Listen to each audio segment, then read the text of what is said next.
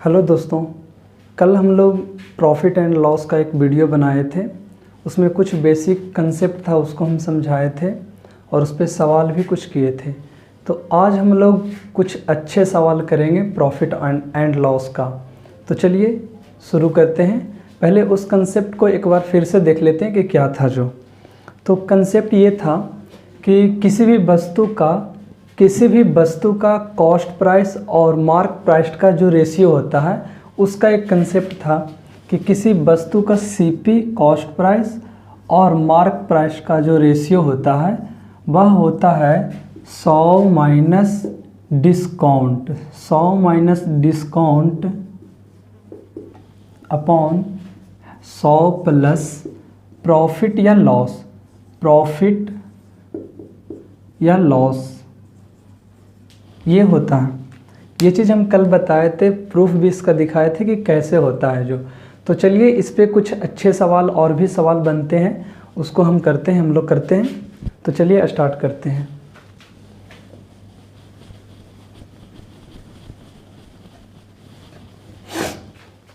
तो क्वेश्चन आपके स्क्रीन पे है, सवाल हम पढ़ रहे हैं।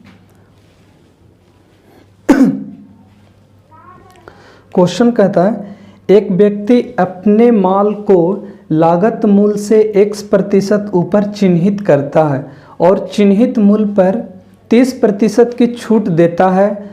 यदि उसका लाभ 5% हो तो x का मान क्या होगा। तो सवाल में आपको कह रहा है कि किसी वस्तु का लागत मूल्य जो है x% क्या करते हैं, ऊपर चिन्हित करते हैं और चिन्हित मूल्य पे 30% की छूट दिया जाता है, तो उस वस्तु पे 5% का लाभ होता है। तो अभी हम आपका एक फॉर्मूला बताए कि किसी भी वस्तु का सीपी और एमपी का जो रेशियो होता है, सीपी और एमपी का जो रेशियो होता है वो होता है 100 माइनस डिस्काउंट। 100 माइनस डिस्काउंट, तो 100 माइनस डिस्काउंट, यहाँ पे डिस्काउंट अगर आप देखेंगे अपॉन 100 प्लस प्रॉफिट या लॉस। तो आप यहाँ पे देखेंगे कि डिस्काउंट आपका दिया हुआ है 30%, तो हो जाएगा 100 माइनस 30 अपॉन 100 प्लस प्रॉफिट यहाँ पे दिया हुआ है 5%, तो ये हो जाएगा 70 बटा 105। तो आप यहाँ से कह सकते हैं कि सीपी और एमपी का जो रेशियो है, सीपी अपॉन एमपी, इसका रेशियो क्या है, ये 35 से कटेगा 2/3, तो 2/3 आ जाएगा, यानी 2:3 का है। तो आपसे यही पूछा जा रहा है कि एमपी को सीपी से कितने प्रतिशत बढ़ाकर लिखा जाए। तो यहाँ से आप देख सकते हैं कि बढ़ाकर कितने लिखा गया है, एक बढ़ाकर लिखा गया है, यानी 1/2 × 100 है ना। 1 यहाँ पे क्या किया गया है, बढ़ाकर लिखा गया है। एक यहाँ पे क्या किया गया है, बढ़ाकर लिखा गया है। 2 से 3 कर दिया गया है, तो 1 बढ़ाकर लिखा गया है। हमसे पूछ रहा है कितने प्रतिशत बढ़ाकर लिखा गया, तो किससे बढ़ाकर लिखा गया, तो सीपी से, तो अपॉन सीपी × 100, तो यहाँ पे हो जाएगा 50%। आंसर क्या हो जाएगा, 50% क्या करना पड़ेगा, अधिक लिखना पड़ेगा, बढ़ाकर लिखना पड़ेगा। तो सवाल यही था कि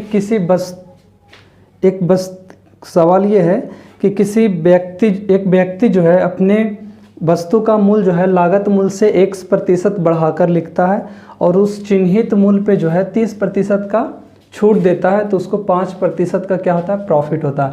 तो यही पूछा गया है कि वह x का वैल्यू क्या है जो बढ़ाकर लिखा गया है। तो यहाँ पे x की वैल्यू क्या आ जाएगा, 50%। यही क्या है, x की वैल्यू, x बराबर क्या है, 50%। चलिए अगले सवाल की ओर चलते हैं।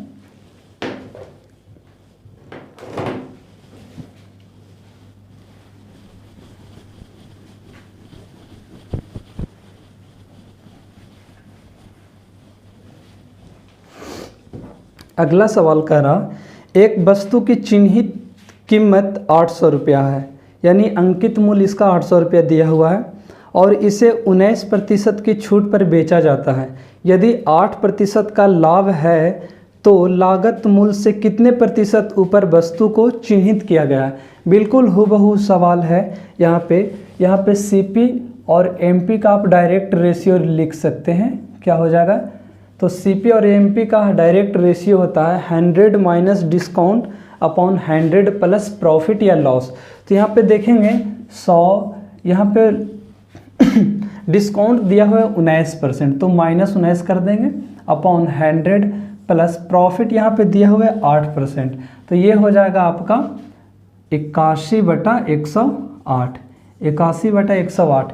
अगर इसको आप 27 से काटेंगे तो ये आ जाएगा 3/4, यानी सीपी रेशियो एमपी का जो रेशियो आ गया वो आ गया 3/4। तो आप देख रहे हैं यहाँ पे सीपी को हम कितना बढ़ा के लिख रहे हैं 1, तो यही पूछ रहा है कि कितने प्रतिशत बढ़ाकर लिखें, तो ये हो जाएगा 1/3 गुना 100, यानी ये हो जाएगा 33.1/3% क्या करना पड़ेगा, बढ़ाकर लिखना पड़ेगा।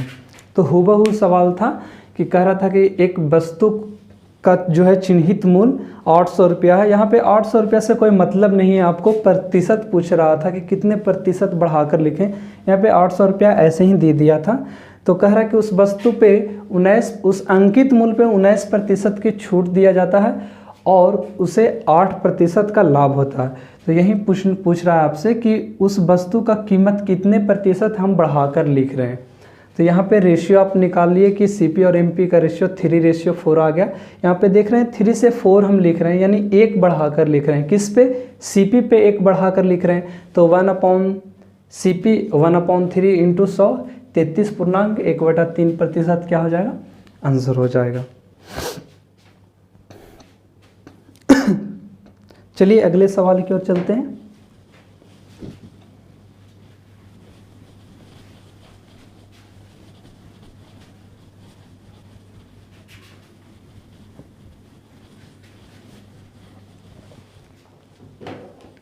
अगला क्वेश्चन कह रहा है, एक दुकानदार किसी वस्तु के अंकित मूल्य पर 18% की छूट देता है, परंतु फिर भी 23% का लाभ अर्जित करता है। यदि वह वस्तु की बिक्री पर 18.4 रुपये लाभ प्राप्त करता है तो वस्तु का अंकित मूल्य क्या है। यहाँ पे लाभ दिया हुआ है और वस्तु का अंकित मूल्य पूछा जा रहा है। तो आप देख सकते हैं कि छूट 18% है, अब प्रॉफिट यहाँ पे हो रहा है 23%। तो डायरेक्ट आप सीपी और एमपी का रेशियो लिख सकते हैं। तो सीपी और एमपी का हम रेशियो निकाल लेते हैं, क्या हो जाएगा। तो सीपी अपॉन एमपी का रेशियो अगर यहाँ पे देखें तो ये होता है 100 माइनस डिस्काउंट, तो 100 माइनस डिस्काउंट यहाँ पे दिया हुआ है 18% अपॉन 100 प्लस प्रॉफिट, तो 100 प्लस प्रॉफिट यहाँ पे दिया हुआ है 23, तो ये आपका हो जाएगा 82/123। तो यहाँ पे देखेंगे कि 41 से कटेगा, ये कटेगा 41 से 2/3 में। तो आप यहाँ से कह सकते हैं सीपी और एमपी का जो रेशियो आ गया वो क्या आ गया, 2/3। तो यहाँ पे कह रहा है कि यदि वस्तु की बिक्री पर 18.4 का क्या है हो रहा है, लाभ हो रहा है।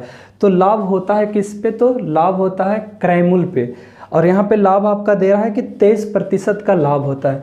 यानी आप कह सकते हैं कि 2 का 23% क्या है, 2 का 23% क्या है, 18.4। तो आपसे पूछ रहा है कि वस्तु का अंकित मूल्य क्या है, ये 3 का वैल्यू पूछ रहा है। तो यहाँ से हम देख लेंगे कि अगर ये प्रतिशत हटाते, अगर ये प्रतिशत आप हटाते तो यहाँ पे 100 लिखना पड़ता, प्रतिशत हटाते तो क्या करना पड़ता, 100 लिखना पड़ता है। यानी आप यहाँ से कह सकते हैं, अगर इसको हम देखें तो 100 से इधर गुना करेंगे तो ये हो जाएगा 2 × 23 बराबर, इसको अगर यूनिट मान लेते हैं, इतना यूनिट, यहाँ पे इसको यूनिट भी लिख सकते हैं, यूनिट बराबर 18.4 है। ये हो जाएगा 2 × 23 यूनिट की वैल्यू हो जाएगा 1840। 23 से अगर इसको काटेंगे हम, 23 से इसको काटेंगे तो ये 80 बार कट जाएगा, और यहाँ से 2 से काटेंगे तो 1 यूनिट की वैल्यू आ जाएगा यहाँ से 40, ये फिर 2 से कटेगा 40 बार, तो 1 यूनिट की वैल्यू आ गया 40। हमसे पूछ रहा है कि उस वस्तु का एमपी क्या है, तो एमपी यहाँ पे है कितना, एमपी बराबर 3 यूनिट, और यहाँ से 3 यूनिट की वैल्यू देखेंगे तो 120 रुपया आ जाएगा। 3 यूनिट की वैल्यू क्या हो जाएगा? 120 रुपया। तो क्वेश्चन अच्छा क्वेश्चन था। यहाँ पे ये पूछ रहा था आपसे कि अंकित मूल्य क्या है।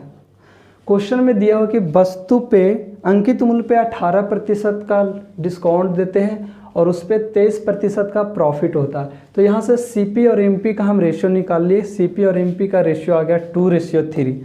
अब कह रहा है कि उस वस्तु की बिक्री पर 18.4 का क्या होता है? प्रॉफिट होता है। यानी वस्तु की बिक्री पे, यानी प्रॉफिट होता है किस पे? सीपी पे। तो 2 का 23%, यानी 2 × 23/100 यूनिट का वैल्यू दिया हुआ है 18.4 रुपया। तो यहाँ से ये प्रतिशत हटाए तो 100 आ गया और इसको गुना किए तो 2 × 23, 2 × 23 यूनिट की वैल्यू आ गया 1840। यहाँ से काटेंगे, 23 से ये 80 बार कट जाता, फिर 2 से ये 40 बार कटता, यानी 1 यूनिट की वैल्यू आ गया 40। तो आपसे पूछ रहा था कि अंकित मूल्य क्या है, तो अंकित मूल्य है कितना? 3 यूनिट। तो एमपी 3 यूनिट की वैल्यू हो जाएगा। 1 यूनिट की वैल्यू 40 है तो 3 यूनिट की वैल्यू 120 हो जाएगा। चलिए अगले सवाल की ओर चलते हैं।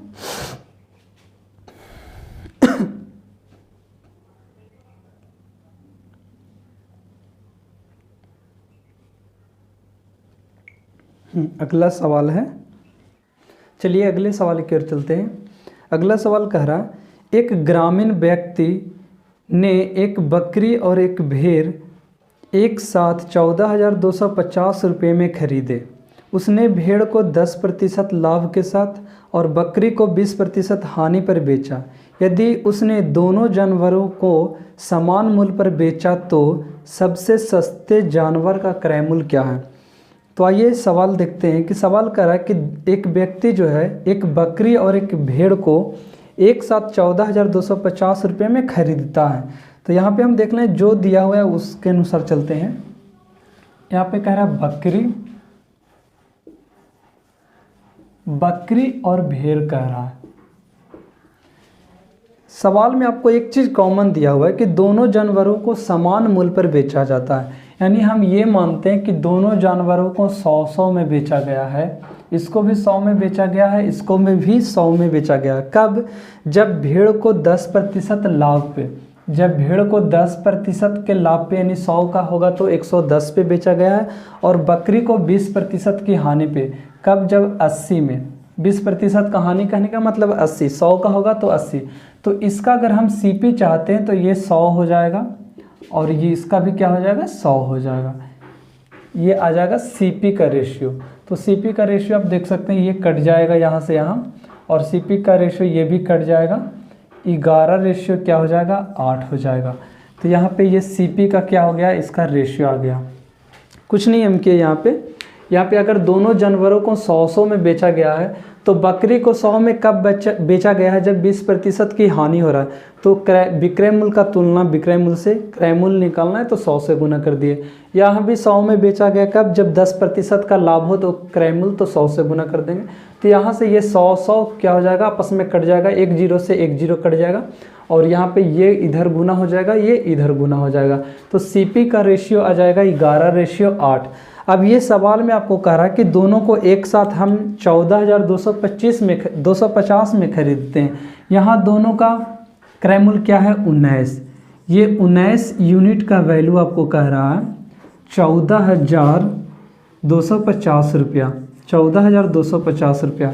अगर आप इसको काटेंगे तो 19, ये 14 × 56 = 57, 19 ये आपका कट जाएगा 75, 750 बार में। ये आपको क्या हो जाएगा? 750 बार में कटेगा। तो 1 यूनिट की वैल्यू आ गया, 1 यूनिट की वैल्यू आ गया 750 रुपया। हमसे पूछा गया कि सबसे सस्ता जानवर क्या है? सबसे सस्ता जानवर क्या है? 8। तो 8 यूनिट का वैल्यू क्या मिलेगा? 8 यूनिट का वैल्यू अगर हम देखें तो 750 × 8, ये आपका हो जाएगा 6000। ये आपका आ जाएगा 6000। तो सबसे सस्ता जानवर क्या है? 6000 रुपये में खरीदा गया था। क्वेश्चन कुछ नहीं था, दोनों जानवरों को समान मूल्य पर बेचा गया, तो हम मान लेते हैं 100 में बेचा गया। अब बकरी को 100 में कब बेचा गया, जब उसमें 20% की हानि हो रहा है, यानी 80 × 100, ये क्रय मूल्य आ गया। इसका भी 100 में कब बेचा गया है, जब 10% का प्रॉफिट हो रहा है, तो गुना 100, तो ये इसका क्रय मूल्य आ गया। अब ये दोनों का क्रय मूल्य का रेशियो आ गया 11:8, और दोनों का क्रय मूल्य आपका कह रहा है कि 14,250 रुपया है। तो 19 यूनिट क्या है, 14,250 के बराबर है, तो 1 यूनिट 750 के बराबर हो जाएगा। तो सबसे सस्ता जानवर 8 यूनिट है, तो 8 यूनिट की वैल्यू हो जाएगा 750 × 8, 6000। चलिए अगले सवाल इस पे करते हैं। अगला सवाल कह रहा है, सवाल आपके स्क्रीन पे है, इसको मिटा देते हैं।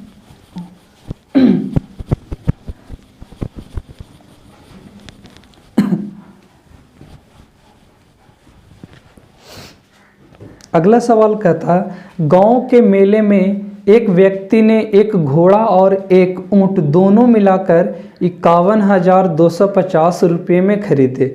उसने घोड़े को 25% के लाभ पे और ऊंट को 20% की हानि पे बेचा। यदि उसने दोनों जानवरों को समान मूल्य पर बेचा तो सबसे सस्ते जानवर की लागत मूल्य क्या है। हूबहू सवाल है, ऐसे ही हूबहू सवाल है। तो हम यहाँ पे देख लेते हैं, घोड़ा और ऊंट है, घोड़ा और क्या है, ऊंट है। घोड़ा और ऊंट आपका कह रहा है कि दोनों को यहाँ पे एक कॉमन दिया हुआ है कि दोनों को समान मूल्य पे बेचा गया। तो वही हूबहू सवाल है, हम मान लेते हैं कि इसको भी 100 में बेचा गया है, इसको भी 100 में बेचा गया है। अब यहाँ पे है कि घोड़ा को 100 में कब बेचा गया है, जब घोड़े पर 25% का प्रॉफिट हो रहा है, 25% का प्रॉफिट हो रहा है, तो क्रय मूल्य क्या हो जाएगा 100 रेशियो। इसको 100 में कब बेचा गया, ऊंट को 100 में कब बेचा गया, जब 20% की हानि हो रहा है, यानी 80 में बेचा गया। क्रय मूल्य निकालेंगे तो 100 से गुना कर देंगे। हूबहू सवाल था, ये 100 से 100 कट जाएगा, 100 से 100 कट जाएगा, और आप देख सकते हैं ये आ जाएगा सीपी का रेशियो आपका आ जाएगा 80:125, 80:125, और यहाँ पे फिर से 5 से कटेगा 16:25, 16 रेशियो क्या आ जाएगा 25। अब दोनों का कह रहा है योग 51,225 है। यहाँ पे दोनों का योग कितना है 41, यानी 41 यूनिट जो है वो है 51,250 के बराबर। तो आप यहाँ से देख सकते हैं ये कट जाएगा आपका 51 चौका 204, 205, ये आपका कट जाएगा, कटेगा 41, 51 चौका होता है 204, 1 5, 205, 5 × 5 × 250, सॉरी 5 × 25 × 10, ये कट जाएगा। अगर आप देखेंगे, अगर आप 51,250 को लिखना चाहें तो ये हो जाएगा 205 × 25 × 10, इसको आप ऐसे लिख सकते हैं।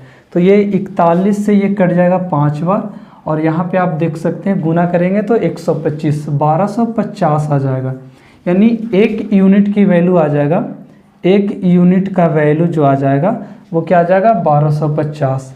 1 यूनिट का वैल्यू क्या हो जाएगा 1250 आ जाएगा। तो सबसे सस्ते जानवर है कितना 16, तो 16 यूनिट की वैल्यू क्या हो जाएगा, 16 यूनिट की वैल्यू हो जाएगा, 16 यूनिट का वैल्यू 16 से गुना कर देंगे तो 1250 × 16, ये आपका हो जाएगा 20,000, गुना करेंगे तो आ जाएगा 20,000। तो हूबहू सवाल था, सवाल में कुछ भी नहीं था, सवाल ये दिया हुआ था कि दोनों का विक्रय मूल्य समान है। समान कब है, जब घोड़े को 25% की लाभ पे बेचा जाता है, ऊंट को 20% की हानि पे बेचा जाता है। तो यहाँ से हम क्रय मूल्य का रेशियो निकाल लिए 16:25। दोनों का योग दिया हुआ है कि दोनों को 51,250 में खरीदते हैं। यहाँ 41 यूनिट होता है, 41 यूनिट जो है 51,250 के बराबर है, तो 1 यूनिट का वैल्यू आ जाएगा। इसको आप लिख सकते हैं 51,250 को आप लिख सकते हैं 205 × 25 × 10, तो ये कट जाएगा 5 टाइम्स कट जाएगा, और इसको गुना करेंगे तो 25 × 25 125, पर 1 0 1225, यानी 1 यूनिट की वैल्यू आ गया 1250। तो हमसे पूछा गया सबसे सस्ते जानवर क्या है, 16 यूनिट। तो 16 यूनिट का वैल्यू आ जाएगा 1250 इंटू 16, इसको गुना करेंगे तो 20,000 आ जाएगा। चलिए अगले सवाल की ओर चलते हैं। सवाल आपके स्क्रीन पे है।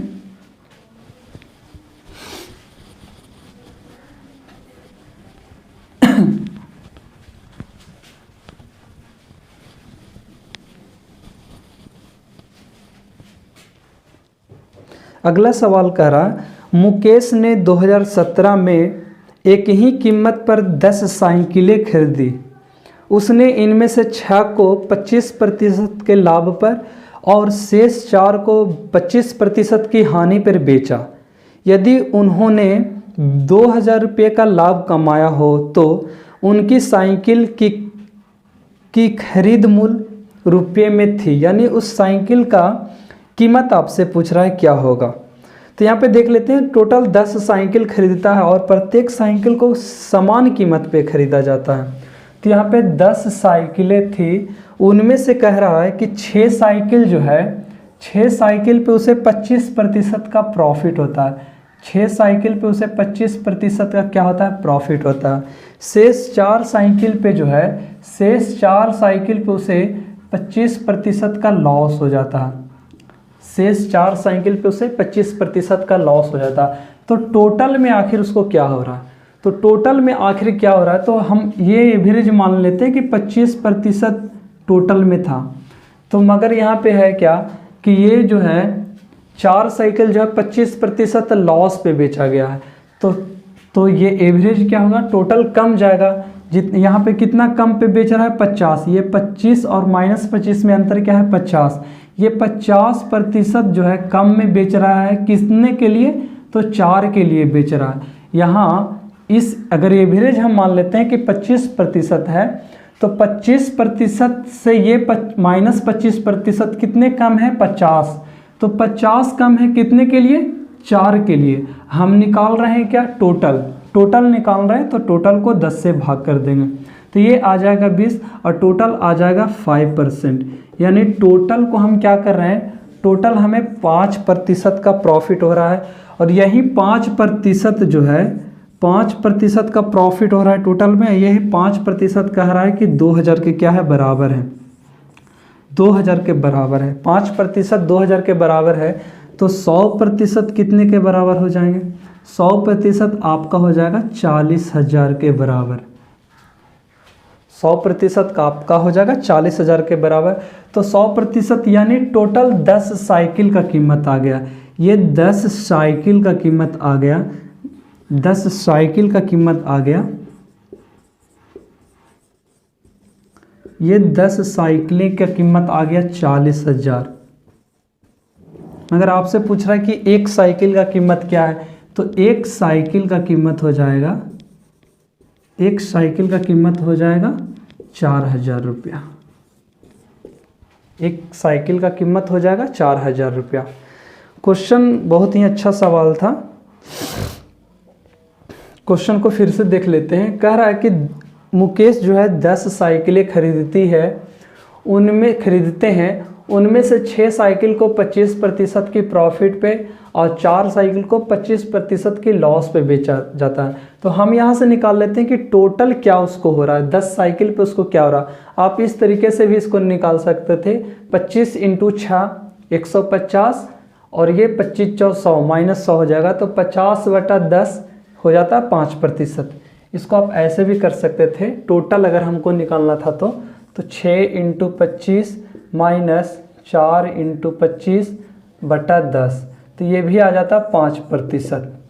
ऐसे भी आप निकाल सकते थे इसको।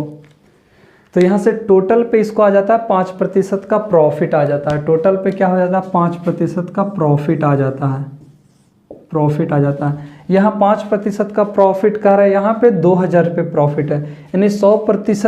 यानी 100% प्रॉफिट क्या हो गया कि टोटल 10 साइकिलें का कीमत आ गया। तो 100% क्या करेंगे, 20 से गुना कर देंगे, तो इधर भी 20 से गुना करेंगे तो हो जाएगा 40,000। अब ये 10 साइकिलें का कीमत 40,000 है, तो एक साइकिल का कीमत क्या हो जाएगा, 4,000 रुपया हो जाएगा।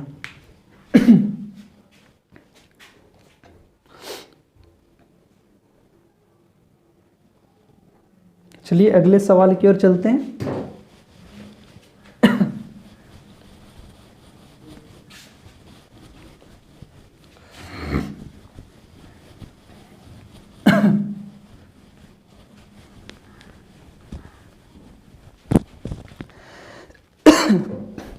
अगला सवाल है, एक वस्तु को एक निश्चित मूल्य पर बेचा जाता है। यदि यह इस मूल्य के 33.1/3% पर बेचा जाता तो 33.1/3% की हानि होती। वास्तविक विक्रय मूल्य के 60% पर बेचे जाने पर लाभ प्रतिशत क्या होगा? सवाल ये कह रहा है कि एक वस्तु को एक निश्चित मूल्य पे बेचा जाता है, वस्तु को एक निश्चित मूल्य पे बेचा जाता है।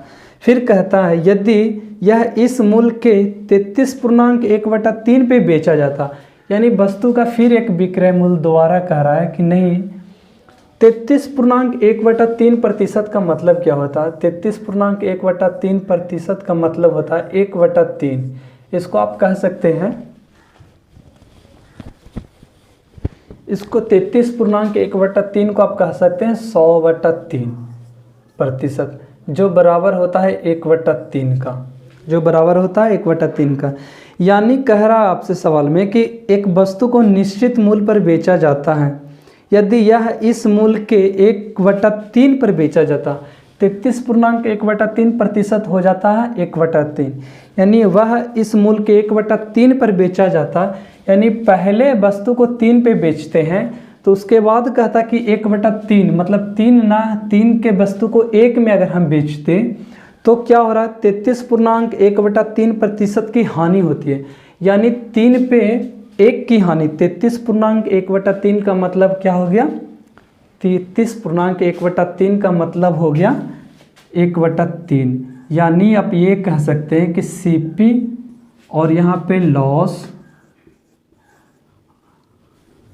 यहाँ पे लॉस और यहाँ पे आप कह सकते हैं एसपी।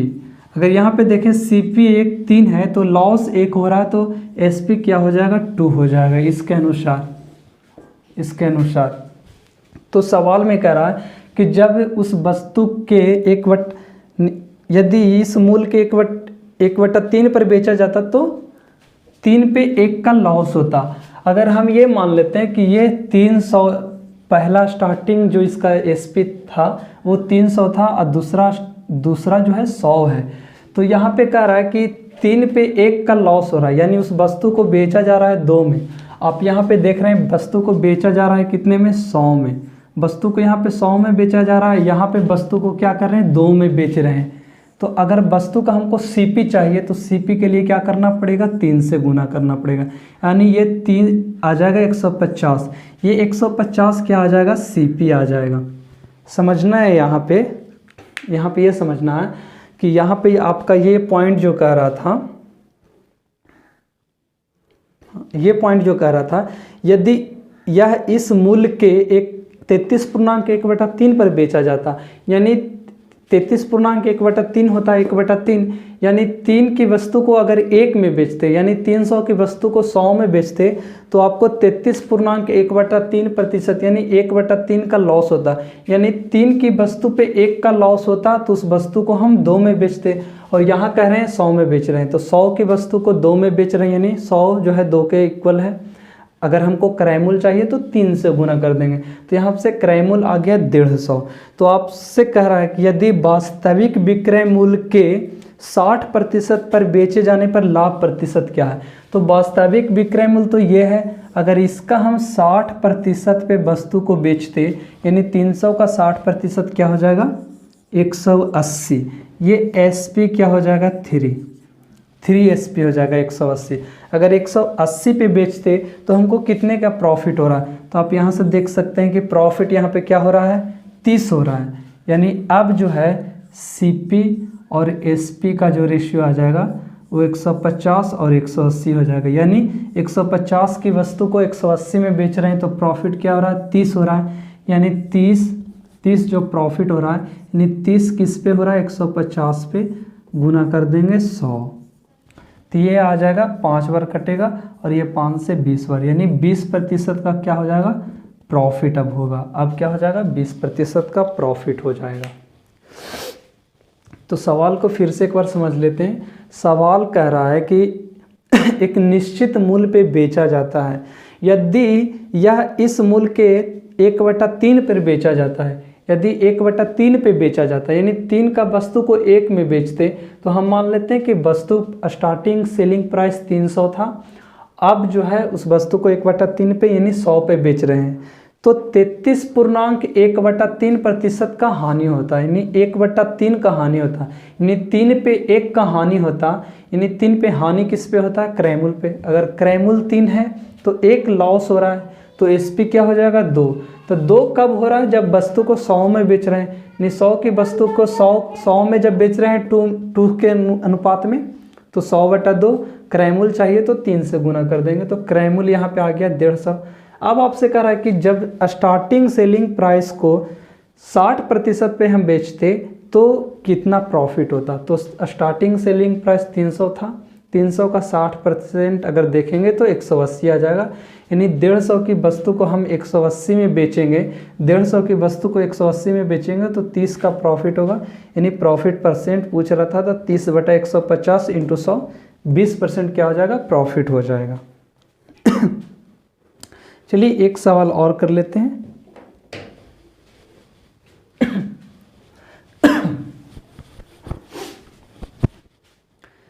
चलिए अगले सवाल करते हैं।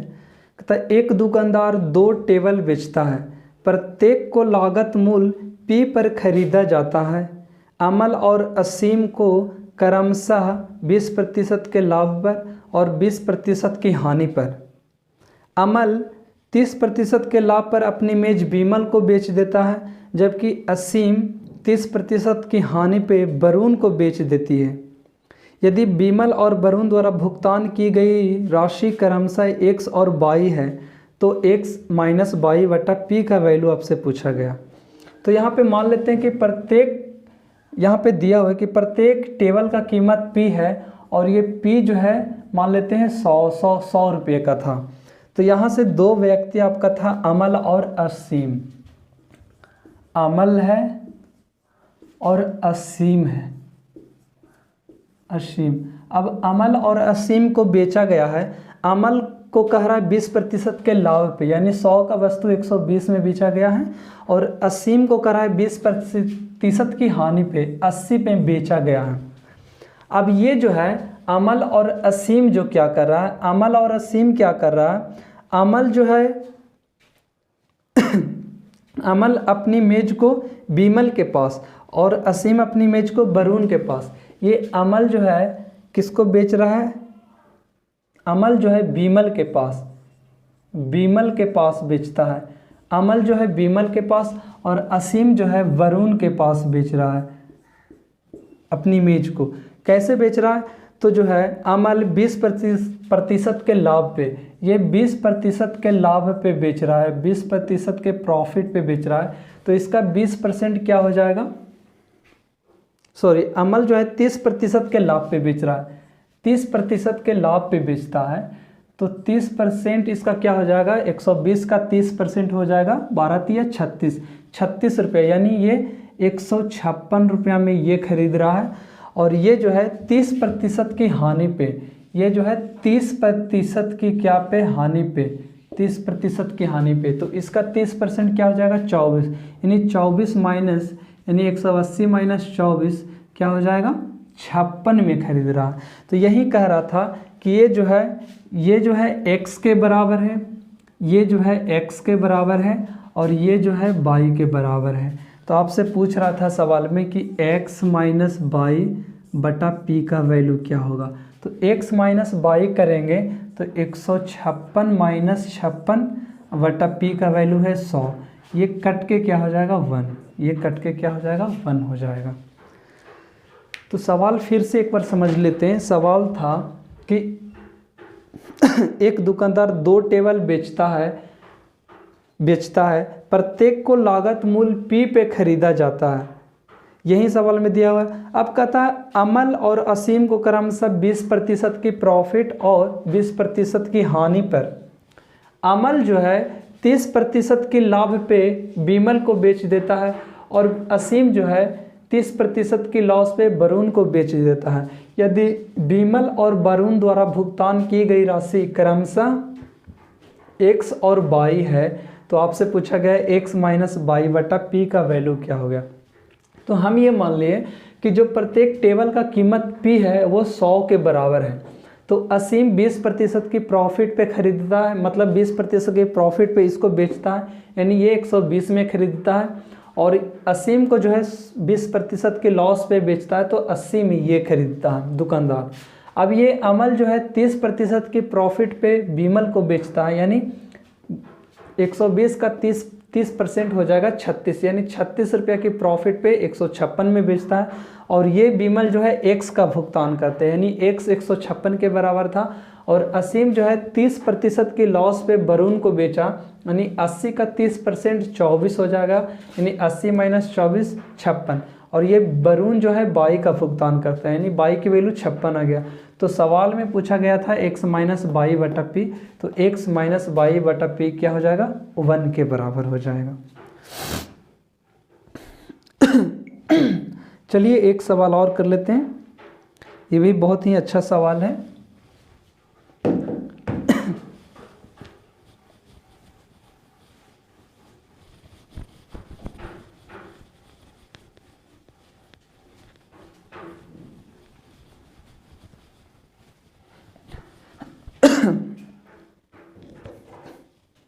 अगला सवाल करा, किसी मिल में मूंगफली के वजन के 20% के बराबर तेल निकाला जाता है।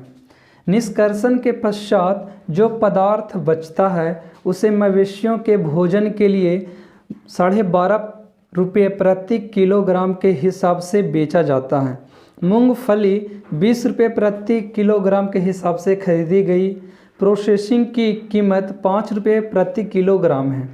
तेल को किस मूल्य पर बेचा जाए ताकि कुल कीमत पर 20% मिले।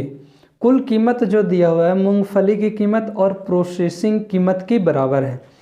तो यहाँ पे हम मान लेते हैं कि टोटल मूंगफली, अगर टोटल देखें मूंगफली जो है, टोटल मूंगफली, फिर आपका दिया हुआ तेल, इसको थोड़ा साइड में लिख लेते हैं,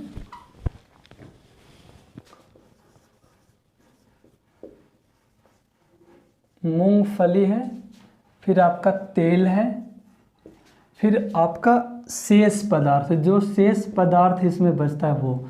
तो अगर मूंगफली मानते 100 है तो तेल 20% क्या हो रहा है यहाँ पे, तेल हो रहा है, तो बाकी 20% तेल हो रहा है यहाँ पे, तो शेष 80% हो जाएगा।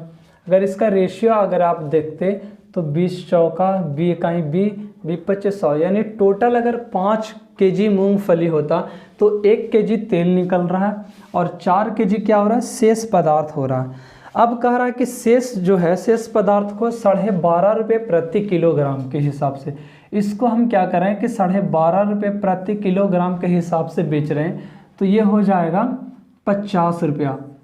क्या हो जाएगा यहाँ पे, ये इसको अगर हम शेष पदार्थ को 12.5 रुपये प्रति किलोग्राम के हिसाब से बेचेंगे तो यहाँ से शेष पदार्थ से जो हमको पैसा मिलेगा वो मिल जाएगा 4 × 12.5, यहाँ से मिल जाएगा 50 रुपया, यहाँ से क्या मिल जाएगा 50 रुपया मिल जाएगा। और आपसे कह रहा है कि जो मूंगफली है उसको हम 20 रुपये प्रति किलोग्राम के हिसाब से खरीदे हैं, तो यहाँ पे 20 रुपये प्रति किलोग्राम से खरीदे हैं, तो टोटल प्राइस जो आ जाएगा वो 5 × 20 रुपया, ये क्या हो जाएगा 100 रुपया आ जाएगा, 100 रुपया आ जाएगा। फिर आपको कह रहा है कि प्रोसेसिंग की कीमत क्या है, 5 रुपया है, यानी प्रोसेसिंग की कीमत 5 है, यानी आपको 5 केजी को 5 रुपये के हिसाब से 25 रुपया और देना पड़ेगा, यानी टोटल यहाँ पे क्या हो जाएगा 125 रुपया। 125 रुपया कुल लागत मूल्य लग रहा है। यहाँ पे आपको क्वेश्चन में दिया हुआ भी है कि कुल कीमत जो है मूंगफली की कीमत और प्रोसेसिंग की कीमत है, तो मूंगफली की कीमत 100, प्रोसेसिंग की कीमत 25, तो टोटल आ गया 125 आ गया। अब आपको कह रहा कि कुल कीमत पर 20% का प्रॉफिट भी चाहिए। अब इस पे जो है 20% का क्या चाहिए हमको, प्रॉफिट। प्रॉफिट भी आपको चाहिए क्या, प्रॉफिट भी चाहिए 20%, प्रॉफिट भी चाहिए 20%। तो 125 का 20% क्या हो जाएगा, प्रॉफिट आपका 120 का 25% हो जाएगा, 20% हो जाएगा आपका, ये हो जाएगा 25 रुपया, 25 का क्या हो जाएगा, प्रॉफिट हो जाएगा।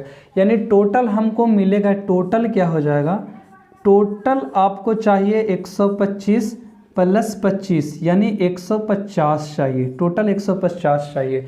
तो यहाँ पे आप देख रहे हैं कि 50 रुपया तो हमको शेष से मिल गया है, और तेल से अब जो चाहिए था वो चाहिए था, तो तेल से अब क्या चाहिए था, 100, तेल से अब क्या चाहिए था, 100, क्योंकि 50 रुपया तो शेष से मिल गया, टोटल हमको चाहिए 150, तो 50 तो यहाँ मिल गया। अब जो तेल से है वो 100 रुपये पर केजी होना चाहिए था, यानी तेल को अगर हम 100 रुपये पर केजी के हिसाब से बेच देते तो हमको 150 रुपया मिल जाता। और यही आपसे पूछा गया था कि शेष तेल को क्या करें, कैसे केजी बेचें, तो 100 रुपये प्रति केजी के हिसाब से बेचना होगा। सवाल को फिर से देख लेते हैं एक बार।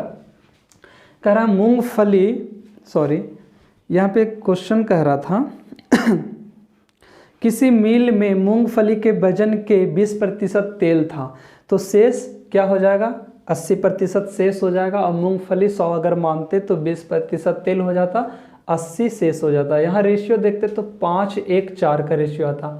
अब कह रहा है कि शेष को जो है 12.5 रुपये प्रति किलोग्राम के हिसाब से बेचते हैं, तो यहाँ से 50 रुपये मिल जाता। और कह रहा है कि मूंगफली को जो है, मूंगफली को 20 रुपये प्रति केजी के हिसाब से खरीदते हैं, तो मूंगफली है कितना, 5, तो 5 को 20 रुपये प्रति केजी के हिसाब से खरीदेंगे तो 100 रुपये मिलेगा। उसके बाद कह रहा है कि ये प्रोसेसिंग, जो तेल निकालने का प्रोसेसिंग है, उसको 5 रुपये प्रति केजी लगता है, तो टोटल है 5 केजी, यानी 5 × 5 25 रुपया प्रोसेसिंग में लग जाएगा। तो टोटल कीमत जो हमको लग जाएगा वो 100 प्लस 25, 125 रुपया टोटल कीमत लग जाता। उसके बाद कह रहा कि अब हमको टोटल पे 20% का प्रॉफिट भी चाहिए था, यानी 125 पे 20% का प्रॉफिट हो जाएगा 25 रुपया, और वो प्रॉफिट भी चाहता है, यानी टोटल उसको चाहिए 125 प्लस 25 150। अब यहाँ से तो शेष से 50 रुपये उसको मिल गया है, मगर अब जो 100 चाहिए था, 50 मिल गया, तो यहाँ पे 150 चाहिए था तो 50 मिल गया। अब बाकी 100 जो चाहिए था, 1 केजी तेल है तो 1 केजी तेल से 100 रुपये चाहिए, यानी उस तेल को 100 रुपये पर केजी के हिसाब से क्या करना पड़ेगा, बेचना पड़ेगा। तो यही सवाल था, बहुत ही अच्छा सवाल था। तो आपको इस वीडियो को सही ढंग से देखना और समझना है। Thank you. वीडियो अच्छा लगा हो तो लाइक और सब्सक्राइब करिए, शेयर करिए। Thank you.